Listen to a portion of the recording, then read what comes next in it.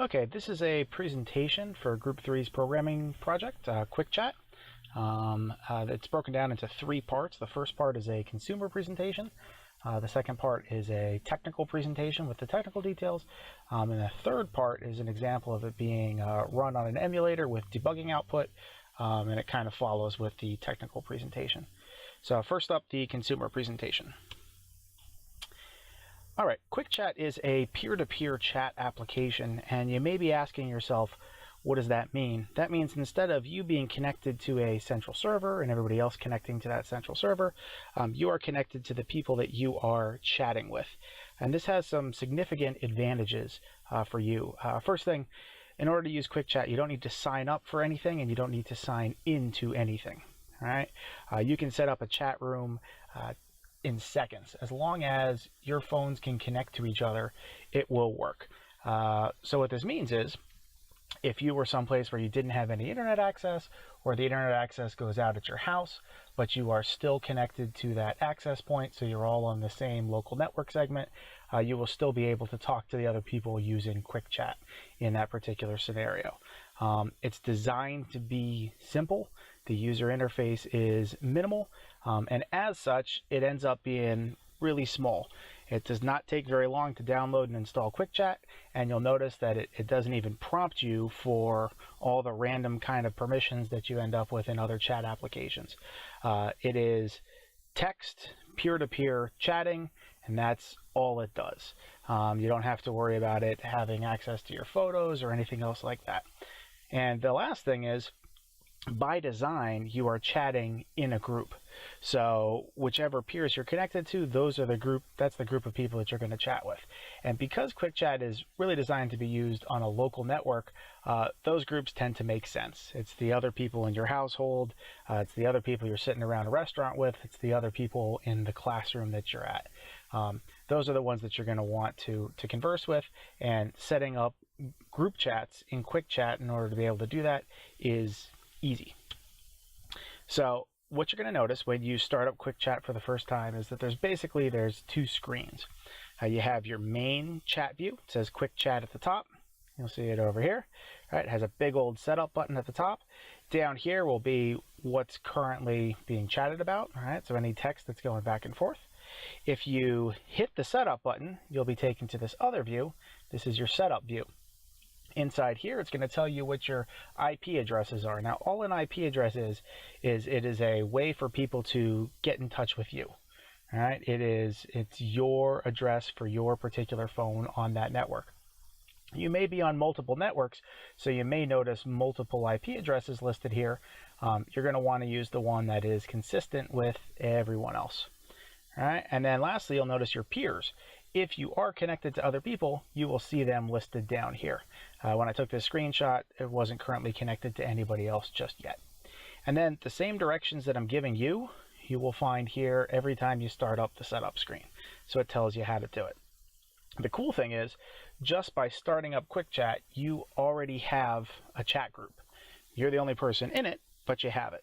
So if you wanted somebody to start chatting with you, all you have to do is go to the setup screen and give them your IP address. All right, then they can type it in here and hit connect. You'll both show up in each other's peer list, and you'll notice that you are connected. Anything they type, you'll be able to see. Anything you type, they'll be able to see. QuickChat will handle all the details of that. If a third person wants to join your group, they only have to reach out to one of the 2 of you, and they'll get the full list of people that are in the group chat. So it makes it really easy. You can put an IP address up on the board, however you're using it, and people can join this chat group and all start communicating with each other. Sending messages is real easy as well. You type in what you want down here and you hit send. Now, as I mentioned, QuickChat is designed to be snappy and quick for quick setup and quick teardown. So you're going to find just text in here. All right, and 9 times out of 10, the way communication is going, that seems to be what people prefer. All right, you may be listening to something else, so you don't have time for audio. You certainly don't have time to load a video. What you want is just the information, and the quickest and densest way to send it is as text. So you can type your text message here, hit send. Everybody inside that group will see it. All right, so some use cases for Quick Chat, like how are people going to use this, or how can I use this? Teachers. As a teacher, Quick Chat can be very useful. If you put it on the board, you now have an ongoing group chat where students can ask questions without interrupting your lecture. So if somebody wants to know something, but you don't want to stop, right in the middle of the spot you're at, if you're explaining, say, something complicated, you don't want to stop and ruin the flow of the whole lesson, they can put it in the Quick Chat. Other students will be able to see that question in there. So people may say, oh, I had the same question, or, oh, I have a question that piggybacks off this. Let me ask it in the group chat as well. And you can go over those questions at the end of your lecture or when you take a break, whenever you like. All right, if you really want to be fancy with it, you could either even put it up on the screen so that people can see the questions as the lecture is going on if they don't want to just look on their device. Restaurant owners, you have a board at the front of your restaurant, tells you what the daily specials is. Easy enough, you can put an IP address up on there and say, hey, we also have Quick Chat. Here's where it is, and your customers can converse with each other about the food or anything else while they're waiting for their food, maybe what's going on in the local town, things like that. Parents, everybody inside the same house on the same access point, Quick Chat can be quite useful. You can call people down for dinner. This one actually happened to me. You can tell your spouse to take out the trash, or if they're outside taking out the trash, you can tell them, hey, I need you to grab something from the car on your way back in. All right, basically anywhere you need quick local communication, that's where Quick Chat can be useful. Okay, part 2 is the technical presentation, and it details how Quick Chat actually works, how the protocol works, some of its design ideologies. So, first things first, the development environment. It is written in Java. It was created with Android Studio. If you want to download Android Studio, the link is right there. It's a nice package for doing everything kind of in one place. It'll help you set up resources if you want to add activities and things like that. Has a nice graphical editor for that kind of stuff. Or, if you prefer, you can do it in straight XML, and Android Studio supports that too. It also interfaces really well with version control systems, which is nice. So we put our code up on GitHub, so you can use Git to grab it, and there is a version of Git right inside Android Studio that you can use to pull it down. Or if you prefer the command line, you can do it that way too. So there's the link to the code if you want to go checking it out. Setting up the environment, like I said, it's really easy. You download Android Studio, you clone the repository, and then in Android Studio, you just say open a new project, go to the directory that you cloned, and it'll be ready to go. One thing that I do want to point out is that currently the console output for Quick Chat, as it is on the repository, contains debugging information about all the packets that are processed. So when a packet comes in and it's processed, it'll tell you, and likewise when a packet's being sent out, it'll tell you as well. That's what we're going to use in part 3 of this presentation. And one more thing that I would like to point out, if you want to set up a development environment for this particular project, due to processor and network limitations, I actually found myself using actual Android devices far more than I used the emulator. The emulator is nice. One of the things, though, is the emulator puts each device on its own network. And if you read the developer documentation, they recommend that you have them talk to each other through port forwarding, which means you've got to then set up each device in the emulator, and then it's got a, you can tell that into it to set up redirections for the ports, but then you've got to redirect the ports the right way to have everything end up working. It's far easier to actually do it at home. Just have 2 phones that are currently have Android debugging turned on, have them plugged into your computer, make sure both of those phones are connected to the same access point, and then you can run it right on them. And from Android Studio, you hit the run button. It looks like a little triangle in the upper right hand corner. It asks you what devices you want to push it out to. It doesn't specify it, but if you shift and click, you can deploy to multiple devices at the same time. So you can push it out to 2 devices, and then you have 2 devices talking with each other, or 3 devices, or 4.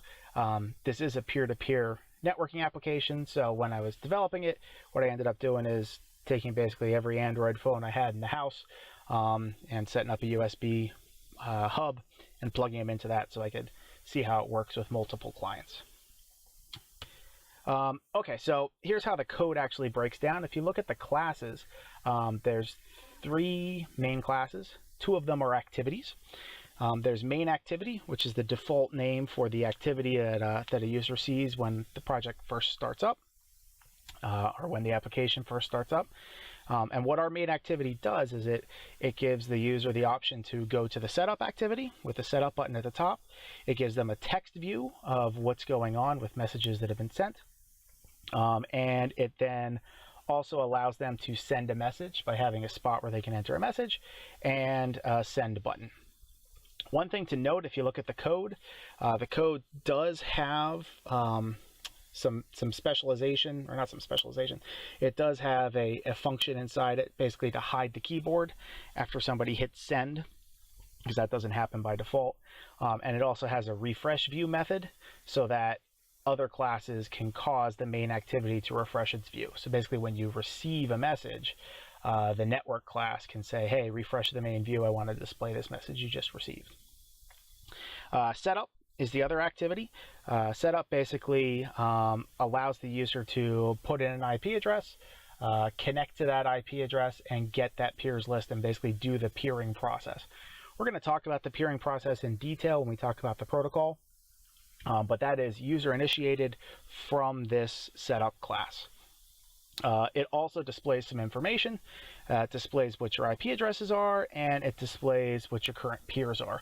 And both of those things it gets from methods in the network class. All right. And then lastly, the network class. This is where the bulk of the code is. It's found in the network class. It's a singleton class set up in a more modern way of using an enumerated type in Java. And what it does is it has a constructor that when it starts up, it takes a thread to act as a server. So that thread is going to have to manage commands, which we're going to go into when we get to the protocol section. And then that server thread, as soon as it receives a packet, it spins up another thread to handle that packet, because it may require some back and forth depending on what command is being executed. Right? And then the rest of the network class is utility functions that can be used for peering, message sending, getting information from the device, looking up and converting data. So you're going to see we're going to go between basically UDP packets and JSON and all the steps in between. All that stuff is handled inside the network class.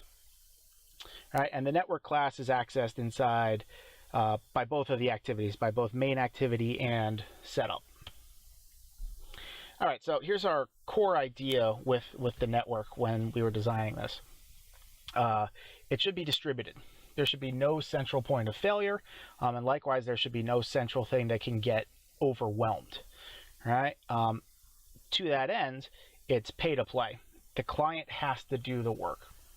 So by having these group chats, we're doing something that is difficult. We're doing this basically multicast. We make the client do it themselves manually, so that if you want to participate in this network and you want to have a lot of peers that you're connected to, that's fine, but recognize that's going to require resources on your end. We're not going to allocate them on some server that we're running for you. All right, and then the last concept, keep it simple. All right, and that kind of led to some of our encoding decisions. Excuse me. So the data that's going back and forth is UTF encoded JSON over UDP packets with a maximum size of 1024 bytes. The idea there being keep the packets small. Hopefully they don't end up being fragmented. This should be within the MTU, right? And likewise, do it with UDP so that you don't have to worry about connections being set up and torn down every time somebody wishes to communicate. We looked at a couple of different methods of encoding data. Ended up choosing JSON over, say, XML because it was a lot less complicated, all right, and you end up not transferring as much. But we also chose it over B strings because B strings can be harder to decode just by looking at them. And as I mentioned, it does have some debugging output. One of the important things here is for it to be simple for people to develop and work on. So we wanted the debugging output, and we wanted the packets to be the kinds of things that you could capture with Wireshark and figure out what's going on. You don't need to do anything fancy. All right. What else is there? There's a Java serialization library. It does not get the world's greatest reviews. If you look it up online, people seem to have trouble dealing with it, and there's issues with it. So that was avoided entirely. Another advantage of JSON is just about any development environment you're using has some sort of library for it. So if you want to develop something to work with the quick chat protocol in Python, you could, or any other language for that matter. Say, Rust or something else. Okay, so here's how the network protocol works. These are the commands that you have to support. Add, remove, get peers, and message. Add basically says, add me to your peers list. Remove says, remove me from your peers list. Get peers says, hey, what is your peers list? And message says, I've got a message for you. All these are sent as commands in plain text. So if you send a JSON packet that has a key in it for command and a value of add, what that will do when the server thread receives it is they will look up your IP address and add you to their peer list. All right. Each peer is responsible for doing a couple things. First and foremost, they have to keep track of their own peers. Peers are stored in the hash set so that we don't end up with multiples. All right. And it is the responsibility of a peer within the network to keep track of basically who they're talking to. And lastly, you also have to respond to the supported commands. So I went over what the commands are with you. You need to be able to respond if one of those comes in. And as I mentioned, that network class starts up a server thread by default to respond to these commands. So there's two main things that happen in the network. Peering is the first thing that happens, usually followed by messaging. So the peering process works like this. The first thing you do, you send a remove request to all your current peers. So that way they don't keep sending you messages, right? She has to be removed from their peers list. Then you get a list of new peers from an address that's already talking in that group chat. All right. Once you get that list, you replace your peer set with their response, and then you go through that peer set and send an add request to all those peers so they add you to their peer list.